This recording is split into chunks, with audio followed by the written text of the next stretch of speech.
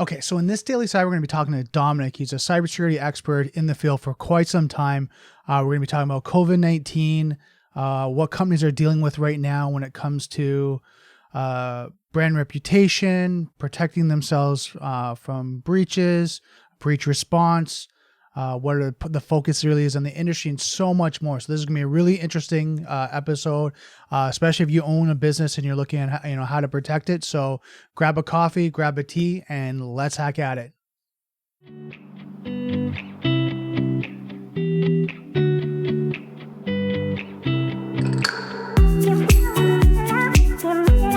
I'd like to thank our sponsor for this episode, vCISO. vCISO is a Canadian-based cybersecurity company that provides 24/7 cybersecurity support and compliance service that align their customers' tolerance for risk, their clients, suppliers, and government contractual mandates. vCISO's teams focus on using insights to drive business decisions. There's no need to leave strategies to chance, when insights can be used to show what changes need to be made and how to make them. vCISO offers multiple services to help companies simplify IT, centralize cybersecurity management, and meet compliance standards. vCISO can customize their service to work with your existing IT network and programs. For more information, contact vCISO at info@uzado.com or visit their website at www.uzado.com. Okay, so on a personal note, I actually talked to the president of vCISO and just to kind of figure out what was going on through the COVID-19 pandemic and what his thoughts were. And right now, vCISO is offering cybersecurity consultations pro bono to help companies right across North America protect their network, to secure everything, just answer any questions they may have, look at phishing security awareness programs, breach readiness, breach response, remote user assessments, policies, procedures around remote access and user agreements, vulnerability scanning, remediation, and threat risk analysis, just really kind of talking about what's going on.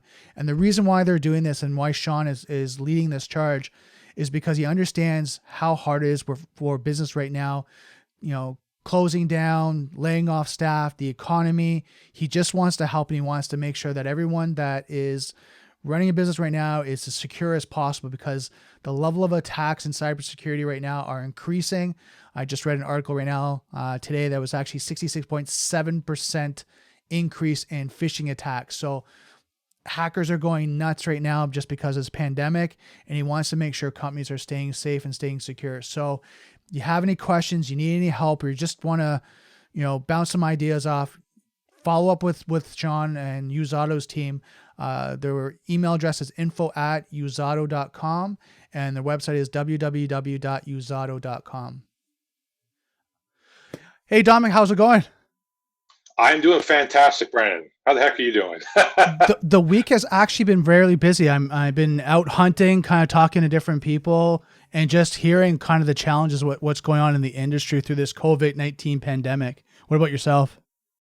Very similar. It's definitely business development is very different than it was pre-COVID situation. So it's very much about relationship management right now, and doubling down on the existing relationships with our existing clients, but just having open dialogue with other organizations as well. Just saying, we're not trying to sell you anything. We're not trying to take your money, but let's just have open dialogue so you, as an organization, understand sort of the current risk landscape as it looks during the COVID situation. Oh, exactly. Now let's kind of first go, since maybe my audience doesn't know kind of your expertise, what area of cybersecurity do you focus on? So I like to, just really dumb it down. We primarily focus on small and mid-sized organizations. So I categorize that as companies as small as maybe half a dozen employees. So many of them are even just startups, all the way up to maybe about 1,000 employees or so. Okay. That's the area that we focus on, primarily, like I said, the small and mid-sized business arena, and pretty much every industry sector. So if you're of a small or mid-sized business, if you own one, if you're a CEO, COO, someone in charge of operations for a small mid-sized organization, that's who we tend to engage with. Okay. And then what's on the cybersecurity side? Are you guys pen testers? Are you guys, compliance and ordinance? Like, where do you kind of service your clients, in what areas? Absolutely. The marketing term for many people in the arena right now, or the profession, is vCISO, so Virtual Chief Information Security Officer. Okay. I even throw that acronym out. I like to say that we are cyber risk leadership. So we're basically filling that void, because the vast majority of small and mid-sized organizations, yeah, they'll have someone who knows how to be a CEO. They'll have someone who knows how to deal with finance or operations. They'll have people who know how to deal with some components of risk, but they struggle when it comes to cyber risk. And often they don't know how to engage with their IT team or their IT managed service provider. So I like to say, are that conduit. We make sure from what you should have oversight and provide guidance on, that we take that off your plate, and we're the ones who engage with your technical teams to make sure that things from a cyber risk perspective, from a people, process, and technology level, are taken care of. Now, this is kind of a good question. Like, so that size of companies, they can't really afford really to have a true cybersecurity team in place, right? That's why you come in as a virtual CISO to kind of give them that expertise at a more efficient, a cost for them. Because again, when you're looking at all the technologies and all the solutions, it can add up, and then to pay $150,000 to $200,000 to actually have a CISO in the organization, it's so expensive. So to have a consultant or managed service kind of solution like yourself, where you're coming in as a on need basis or contractual, whatever you guys organize, it's a lot more effective for them to be able to organize that. And what's your thoughts on that? Absolutely, and that's really sort of the from an economics perspective, that's how we pitch it. Every organization needs someone who truly understands cyber risk, but not every organization can afford that, Right. nor should they necessarily have that person full time. That's where services like ours, and sort of we have a retainer model where that makes sense. Where for a fraction of the cost, compared to if you had to drop sort of an equivalent of me or one of our vCISOs into your company, that would cost a heck of a lot more. On average, that's well into the six figures. And so you're able to tap into not just the expertise of one, but into a group of cybersecurity leaders. So you're getting greater value there, and as well as that person's able to hit the ground running. Right. They're able to operate sort of outside of some of the political boundaries within the company. You don't have to pay them benefits or give them vacation or any of that stuff. So there's a lot of great benefits from taking someone from a fractional or virtual perspective and tapping into that expertise. Right. And I mean, like you said, the benefits on not just the economics, but also the depth of the bench and the knowledge, because like you said, you pull from your colleagues as well, right? A lot of times if you're a vCISO, like you're trying to work with your team and do all that, and then you're doing everything internally, of course they're doing the research and doing all that, but you have other people on your team that you can pull from that might be experts in certain industries, right? It might be mining or finance or whatever that may be that you can pull from.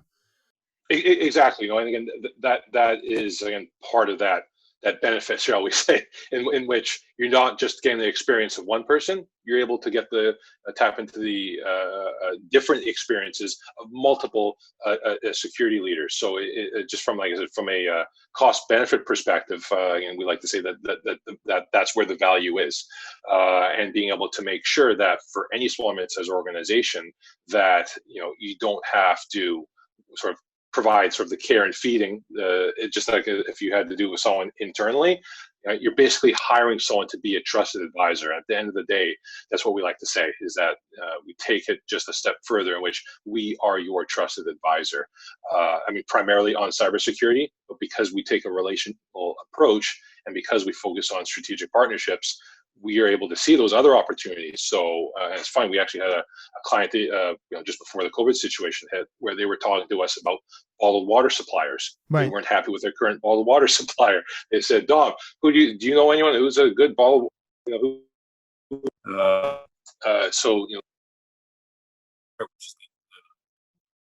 Really interesting to be able to tap into that, from a trusted advisor perspective, and that's really, again, what you're paying for at a fraction of the cost. If you had just someone sitting within the company, you're able to tap into that network as well. Right. And that's a great point. Like you've got that expertise right across the board. Now, let me ask you, because before the COVID-19, we'll go into that topic. what were you seeing, start of this year, 2020? What were you kind of seeing some of the trends that were happening in cybersecurity?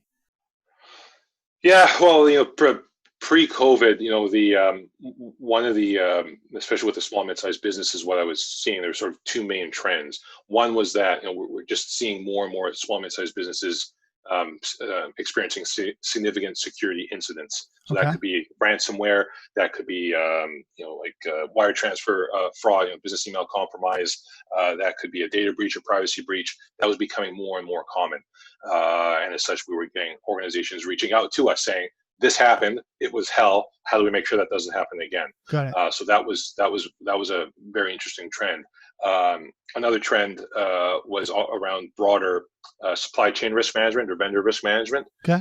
in which most of our clients are B2B companies, so business to business organizations. And what we're seeing is the larger companies, the enterprise organizations, really starting to clamp down on vendor risk management, to the point now where they're not just sending basic security questionnaires to get filled out. They're actually checking that what you're saying is true. They're actually asking for validation. They're asking for third-party verification or validation. They're asking for proof that you have a cybersecurity program in place. And sort of an example I'll share is that we actually had a prospect reach out to us saying, "Hey, you know what? We one of our biggest customers, they're 60% of our revenue. Right. They're asking for proof of a cybersecurity program. They're asking for proof of third-party validation. We've been telling them for the past 5 years that we have been doing that, but actually we don't. We're Right. just lying." I was like, and they're like, we can't afford to lose this. This is a big part of our revenue, and I think that's a very interesting trend as well. That broader vendor risk management piece is evolving and maturing, where it's going beyond just the basic spreadsheet questions. It's now becoming much more actionable and much more tangible and in depth. So small and mid-sized businesses increasingly need to take that more seriously, not just lie or Right. extend the truth Right. on those applications. Well, it's just, I think the point, and anyone that's listening that owns a business that's gone through insurance or compliance or, just the evaluation from another partner, sometimes they just get this document, whatever that may be, and it's a checkbox, just check. And then, yeah, Bob's your uncle, they send it back and we're good. Now, like you said, and I agree with you, is that now you're saying, okay, now show us the certification, show us your vulnerability assessment, show us kind of like that you've got validation of your logs and everything's been done. Because if not, this checkbox thing is not going to work. And I have a story where I know with insurance companies, people are going and they're getting cybersecurity insurance thinking, okay, I'm covered. But then when an incident happens and then an auditor comes in and goes, your patch management hasn't been done for a year, your firewall's out of date, your virus definitions are out of date, sorry, your claim is denied. Yeah. Right. And then they're going, oh my God, like we have to pay ransomware. We have to do all the, remediation of the systems. What do we do? Right. So that's very true, Brandon, and that's a great example about cyber insurance, as well, in which you may, if you want to lie on it or extend the truth, yeah, but you're taking a risk there, because if you suddenly need it, it's likely going to be void. Right. And then you're paying all this money thinking, okay, I'm covered, transference of, your reliability, that, okay, they have it. I can breathe. I'm good. And then when the time comes, there's an incident, all of a sudden now you're not, and you're kind of left on your own. That's a false sense of security, right?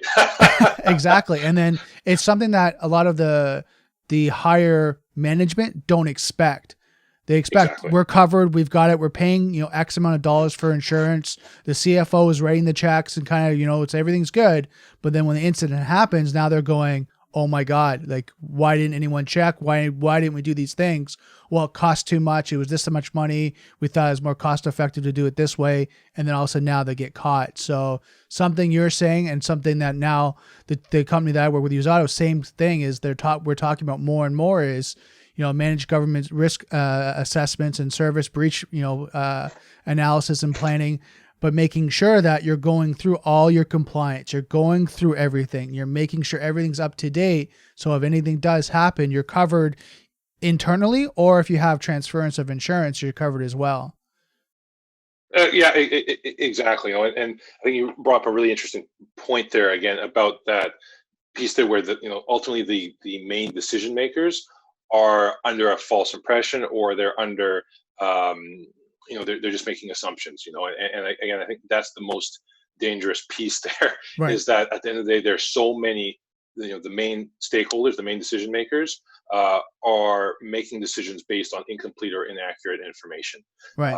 So that's why it's so important, like I said, from just an education or information perspective, that people like you and I and other security practitioners, that we do our best to really get our message out, not just to other security people, but to non-technical business people who at the end of the day are those who are in greatest need of this type of information. Right. And that's why something I'm sure you do is the tabletop exercises where, you kind of go through, okay, your email server's down. Now what? What do you guys do? Walk me through it. This has happened. You've been breached, ransomware now got in your system. What do you guys do? And then watch the process as it goes through and see where the gaps are. Well, who do you call? Who do you respond to? Yeah. What's that? What's the downtime? What's your SLA? Like, what's all that? And see them kind of go, the ones that are not prepared, a lot of them are, but the companies are not, kind of go, you can see their hands go in there, go, oh my God, like, yeah, we never figured it would do all this. And then having that tabletop exercise to be able to go through that so that they're, planning for an outage, planning for all that. And when it does happen, everything's in line, everything's in place. So I think it's very important when you're doing things like that, these companies have these tabletop, like have experts like yourself, but also have tabletop exercise to go through the whole scenario, start to finish. Exactly. And the, you bring up a really, really good point there, again, about the tabletop exercises and being able to walk through those. It's funny when we engage with some organizations, and we ask to, going through our process, and one of the things we'll look at is sort of it's security incident response, and someone will say, oh yeah, we have a plan for that, and you look at it, and again, it's like a 2-page document. I was like, okay, this is good, sort of good. Who knows about this? And it's like, well, no one. We just pull this out if we need it. I was like, okay, there's like your CEO know what to do. Like if you guys got hit by a data breach, like is there a plan in place? Like who he's going to talk to, the communication plan, what have you? Yeah. No, we've actually never thought about that. And there's still that notion that what I refer to as sort of like policy or process shelfware. There's no shortage of organizations that will create policies or create processes and will literally just digitally file it somewhere. Right. It exists in a folder. Sure, it meets the checkbox compliance, but if no one's bought into it, if it hasn't been communicated, if you're not testing it in the case like of an incident response and doing a tabletop like you laid out there, Brandon, what's the bloody point? Right. Well, it's useless. Well, I had a scenario where they actually went through it, and the person was no longer with the company. They went to call. I would see that one. And they're going, yeah, they're no longer here. Well, how long have they been? Well, probably about a year, because we haven't ran or gone through it in at least a year. We haven't updated this. It's like, that's why these things, you need someone in place to be able to say what's going on, and there's changes in employment, changes in your incident management or your senior management. That needs to be updated constantly, because when a breach or something does happen, it has to be up to date so you can respond. Because if you're calling John Doe, who's now works for another company, well, guess what? He's not going to help you.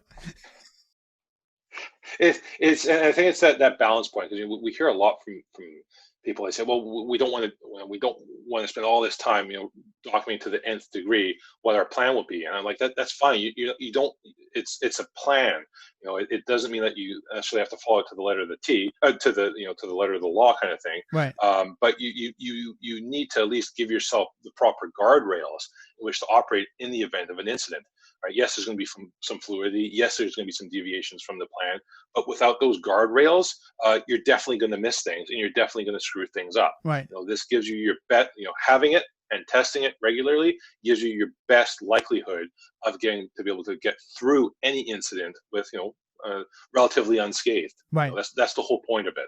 For sure, and it totally makes sense. So, like anyone that's listening to this, like, go through your tabletop exercise, go through your incident response, especially now we're going to be kind of going into, and I'm going to ask Dominic about the COVID-19, but because of this pandemic, the increase of attacks, the increase of breaches, all that, if you're not going through this right now, take the time and go through it, and just check, all the, cross, like you say, cross your T's, dot your I's, making sure everything's in place because more attacks are happening.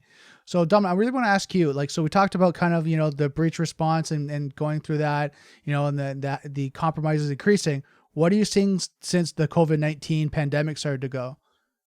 Yeah, there's I'd say probably three main areas. I'm only up 3 fingers, right? Yeah, Yeah. three areas. These three. Yeah, I felt like I was holding up four there for a second. No, these three areas. Again, it does vary depending on the organization, but at least primarily what I'm seeing with small and mid-sized organizations.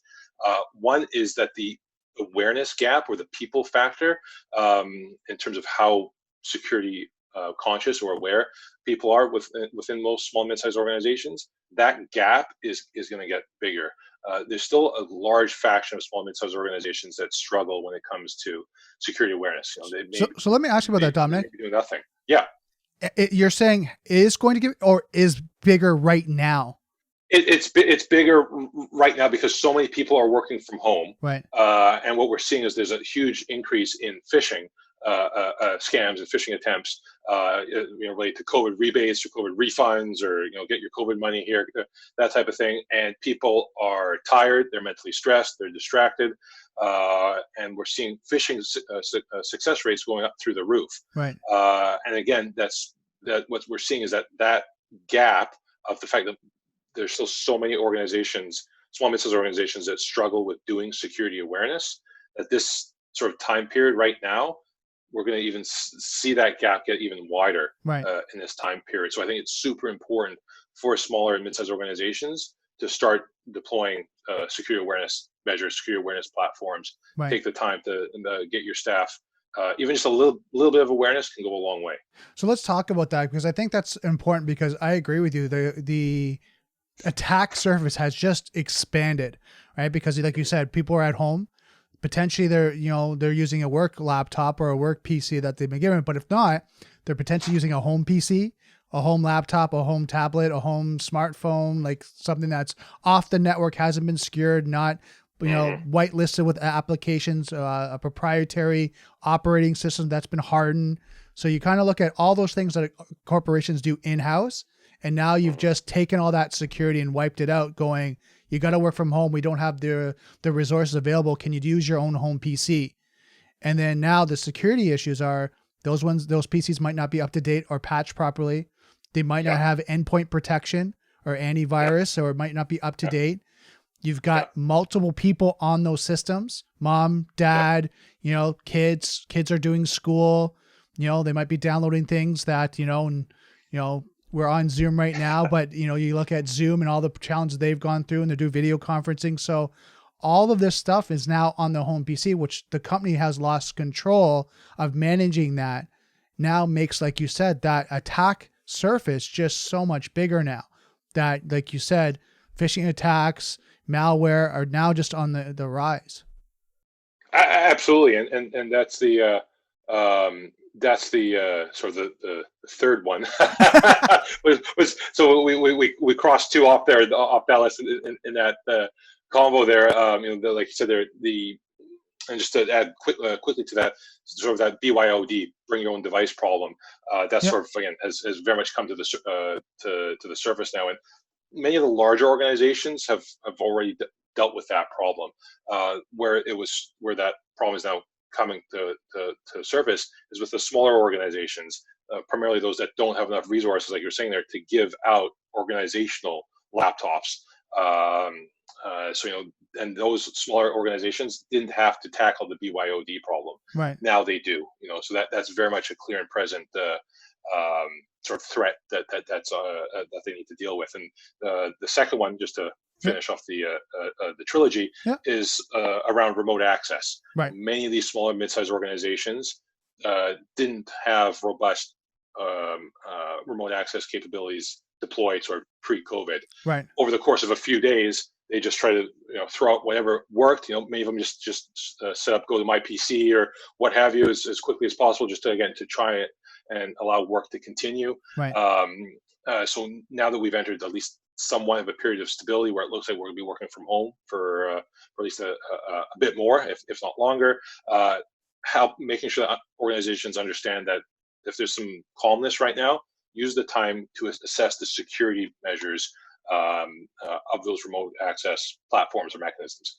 Most small and mid-sized businesses, when they rolled it out, they were just focused on functionality. Literally, security was the last thing on their mind. They're like, "Is it working? Can we all work from home? Good, great. Let's take a step back. Those temporary solutions, that's okay, but let's try and make them a bit more of a permanent solution by making sure that the security measures are appropriate." Right. And I think one thing to add to that, companies need to actually look at how to provide a security white paper for their staff on how to secure their modems, how to secure their own home network, kind of those things as well, with VPN, all that great stuff, because even their home networks, right? And we know Internet of Things, right? We've all heard the stories about, the baby cams and all that being compromised. Those are all in their home network now, that now are access points, which now could get them into their business network, because now people are working from home. So something to kind of think about, like companies need to either write up a white paper, or talk to someone like yourself or companies like myself about white papers on how do we secure our clients and our employees when they're remote now, be it subcontractors, contractors, vendors, whatever that may be, so that everyone's secure across the board and there's a policy in place. And I think that's a key point to add on to that, is because I see a lot of people, like you said, we're secure. Okay, but did you look at all assets? Did you do a 365 degree on, what's going on? The other thing that I'm seeing is data.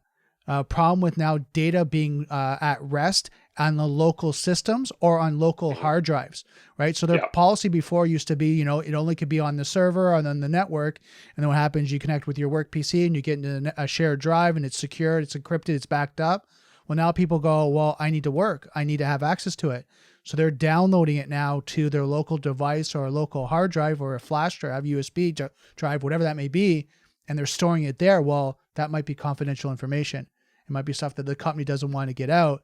And now it's there. Now it's on these local little networks and local PCs. Yep. So another security issue that, we're talking more and more about companies with. Absolutely. And the other thing we'll make it a top 4 then. Top 4. I'm going to add one more. I'm going to add top 5. So this week I actually got a report on a dark web search for a couple of companies, and they were just kind of showing the increase of privileged accounts that were compromised. I was so surprised when you look at, and we all heard the breaches of like LinkedIn, MyFitPal, like all those ones, 2019. And then all of a sudden I saw this hockey stick of 2020 around February of now privileged accounts being compromised. And it wasn't the point where he's like 1 or 2. It was like reading the reports. It's 100 for this company, 100 for that company, of different accounts and, different people. It could be the HR person, the financial person, and the IT guys, or even some of the C-suite people I was seeing that were compromised because they were using things at home that might have malware, and now their account was out. And now it's on the dark web where, as you know, if a hacker wants to go and do a search, he potentially can do like a deep dive and a profile search on a company and now have account information. Yep. So no, and it's interesting that you mentioned sort of privileged account management there. That is even pre-COVID, that was still a significant gap for many, and I would say that's for most small mid-sized organizations that we engage with. That's generally, I want to say, probably 99% of the time, one of the most significant problems is that privileged account management isn't there. There's more administrator accounts than they know about. Right. And you're at the end of the day, you're playing with God access there, and if you're not able to know where that is or who has access to what from an administrator point of view, it's basically, if everyone has a key to the kingdom, then you're gonna get hurt pretty bad at some point. For sure. And then that's something that I'm all hearing about was privileged access management, as the acronym is PAM, identity access management, right? IAM, which now people are talking about two-factor authentication and doing all those great things. And then I think the increase of two-factor authentication was true passwordless decentralized authentication, which is a mouthful, but at least they were talking about like these next levels of doing that. But now you look at, like you said, people working from home. Do they have that set up? Do they have two-factor authentication set up for their laptop, their PC, their devices, the applications, all that? And is it something like you said, is it the company just kind of like, doesn't matter? Are you up? Can you get in? Can you get your access to your email? Can you get access to your documents? Can you make it to the meetings? Can we get our clients going? Okay, we're good. But then, like you said, we got to take a step back and look at all these aspects of security. Absolutely. Like I said, now that we're all somewhat comfortably working from home, use this as an opportunity to make sure that you're not opening yourself up to needless risk over an extended period of time. Right. So now, what are you talking like? So this week that just passed by, what are you talking to your clients about specifically? What are you kind of recommending, advising them to start to look at through this COVID-19 now? And I mean, we're looking maybe potentially even the next 6 months. Yeah, I would say it's very much a continuation of sort of those 5 talking points that we were talking about there. It's very much about using the opportunity to make sure that whatever sort of problems have been flung to the forefront now are addressed. And the 5 that you and I laid out there, I would say are very much central to that. But also to use it as an opportunity to bring up to speed sort of policies and processes. There is somewhat of more downtime to a degree for some IT people and security people and for some of these organizations. So if there's the opportunity to use this to further along the opportunity to update and modernize the policies, let's do that. Right. It's important to not take a step back on security during this time. We've been telling our clients and prospects as well that even if you're going into quote unquote survival mode, that's okay, but you need to make sure that cybersecurity is part of survival mode. Right. We're still hearing that from organizations that we categorize as prospects, that they're saying we'll deal with cybersecurity when things get better. Right. I was like, well, that's like saying I'm going to buy a car, but put the wheels on it after. Right. Every company pretty much is a digital company. Mm-hmm. And I jokingly say, unless you're selling tacos out of the back of your Volvo, you're dealing with data. You're dealing with various confidential levels of information. You're dealing with computer systems. You're dealing with an online digital environment. Cybersecurity is part of survival mode. Right. Even if it's just doing the basics, even if it's just doing cyber hygiene, make sure that you keep doing the basics and doing them well during this time period. Don't just say, we're going to pause security and deal with it later. Right. You won't get to later if you take that approach. Well, I think one thing I want to add to that, and you're making like you're bringing up a really great point, is that you want to make sure that the foundation of your business is protected while you're growing it, because if it gets compromised right now, and this is kind of the areas that we kind of both play into, some companies, it actually would be so devastating if they got a ransomware attack right now. It could potentially actually bankrupt their business and take them right out. Right. It's not the point where, and it's not trying to scare any business and say, oh my God, and put the fear of God in them, but it's just the reality of some business right now are kind of living on a shoestring budget. They've cut down their costs. They're really trying to make it through it. And now if they get taken right out, ransomware locks down their systems, their clients now stop purchasing from them. And then now they're a week to 2 weeks, maybe even a month trying to recover. That could actually take them out of business completely in this, pandemic situation that we're going through. Absolutely. It's even more so an existential threat dealing with it at this time, that it's super apparent. And I tell organizations this, that if you're going to be dealing with cybersecurity at any other point, now is the time. It's very much an existential threat because I like to say, that all these small mid-sized organizations, ourselves included, we're being stretched thin. We're in survival mode. That's okay, but you need to realize as well that from an attack, if you think about a cyber attacker or cyber criminal, we're all wounded animals. They smell blood in the water. When a shark smells blood in the water, they go after the kill shot. So it's important for organizations to understand, again, not from a fear-based perspective, just even again, just from a this is how cybercrime works perspective.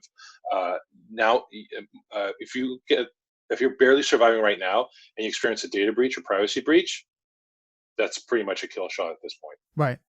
And that's why it's good, like you said, like what you're doing is you're giving kind of pro bono consultations, sitting down with companies. We're doing the same thing right now. And it's interesting, and we're calling and just reaching out and just telling me, like, we're here. What do you need? Like, we're providing support, just because I think it's right now. It's not about profit. It's not about, the business, our businesses, our companies. It's really about helping other companies sustain and be able to be protected through this pandemic long term. 3 months, 6 months, hopefully, it's shorter than that, but it could even be up to a year, right? That they're secure as they're, maintaining or growing. And some industries are growing right now, right? And they're protected through this, because those are the ones that are going to get attacked eventually if those security systems are not in place or they're not managing them properly. Yeah, no, and that's so well said, Brandon. It's like I said, just because you're going through this time, again, that's understandable. Again, security is something which is meant to be malleable. Right. You do what you can, but given the situation and given the risk, right, do what you can. But you can't just blindly say we'll deal with it later. That's not how you deal with cyber risk. So I think it's important, like you're saying there, that organizations take the time to understand sort of what can we spend, what can we do better, how can we make sure that we're just at the end of the day not low-hanging fruit when it comes to cyber risk. Let's make sure that, again, and I know I keep saying this, but I'm a firm believer in it, do the basics and do them well. If there's any cybersecurity piece you're going to focus on, just try and identify those basics and do them well during this time. And I think one thing both of us understand is talk to someone like that's an expert like yourself, and then so they can give forecasting and cost analysis as well. Because again, there's some things that are essential services or essential technology, essential systems that you need to have up and going, and they need to be secure. And there's other things like, and I'm just going to use marketing on this standpoint, where maybe you don't need to run that campaign. Maybe that has to wait, right? And there's essential service. And you have someone to come in an outside perspective and help you do a cost analysis and forecasting, and kind of give you, even if just bounce ideas off of, just to say, this is essential, this is important, this is what you need to secure, and this is how you're going to secure it, will give you a better plan to sustain through this pandemic. Exactly. And that's the piece there in which, again, view this, view cybersecurity, view cyber risk, and as part of when you're evaluating everything, make sure that that's part of that discussion. It's, I think, trying to overcome that misperception or myth that cybersecurity that must mean an IT expenditure. We'll deal with that later. It's not an IT expenditure. It's not some sort of asset. It's not a piece of hardware. At the end of the day, it's still about risk management. You don't delay risk management. Right. So I think that's an important thing for people and to understand, especially within the small mid-sized business area. Right. It's business, like risk management, also business continuity. It's making sure that your business can stay up, right? Absolutely. That's the biggest concern right now with a lot of people going through is, how do we stay up? How do we maintain our business through this? And of course, they're looking at clients and supply chains and inventory and, making sure they can pay for their staffs and all that. But again, it's making sure it's up and secure. I think that's such a good point. That's such a good point about the business continuity. Right. Totally agree. And then my last question is, any recommendations for people going forward? Anything that you're like, you know what? Here's something I would recommend off the top just to start doing today to look at, and maybe, things that they should look at kind of in the next 3 months, 6 months. Yeah, I mean, one of the things I tell people, especially in the small mid-sized businesses, is if you're leveraging, G Suite for Business, if you're leveraging Office 365, turn on multi-factor authentication. Okay. There's still so many organizations that are not doing that. MFA is one of the most cost-effective, most risk reduction things that any company can do right now. Right. Now, if you're going to do anything, if you're just going to pick one thing, make sure you at least do multi-factor authentication right across the board. That is super, super important especially for those external facing systems like your email, and especially with a lot of small and mid-sized organizations, they're either on Business G Suite or Office 365, Right. That is super important. So short term, at least do that. Towards the mid to long term piece, like you were saying there, I think I love what we were talking about earlier. Again, we don't know how long this sustained work from home piece is going to be. At least in the sort of the short to midterm, let's make sure that whatever remote access capabilities you have in place are robust, that they meet security best practices, and that you're not just using Go to My PC. Got it. Not to throw them under the bus, but that's something for personal usage. That should not be in an organization.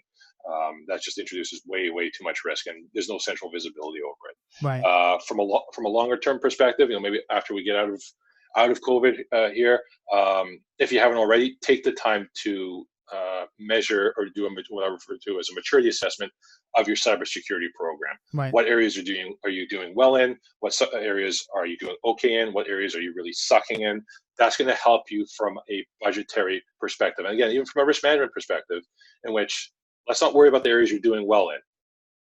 Let's, if nothing else, it allows you to identify the areas where you can be more strategic and more effective with those hard-earned dollars. Right. Because I would rather you spend money on areas where you're struggling, rather than spending more money in areas where you're already doing okay. Right? That's how you do effective risk management. So that's something which I would say, from sort of a mid to long term, that's an important thing to put into play. And I think one thing I'll add to that is just because the landscape and the technology and everything's going to change, to have that maturity program, or at least that exercise, is going to be so essential, because the way businesses are going to be practicing and running after this pandemic is going to be completely different from when they started. Yes. Right. Yes. So that is so true. So true. So you have to go through this exercise just to kind of understand your maturity, your landscape, your technologies, your solutions, because it might change. And the business, mindset is, what? Maybe 30% of our workforce doesn't need to be in the office.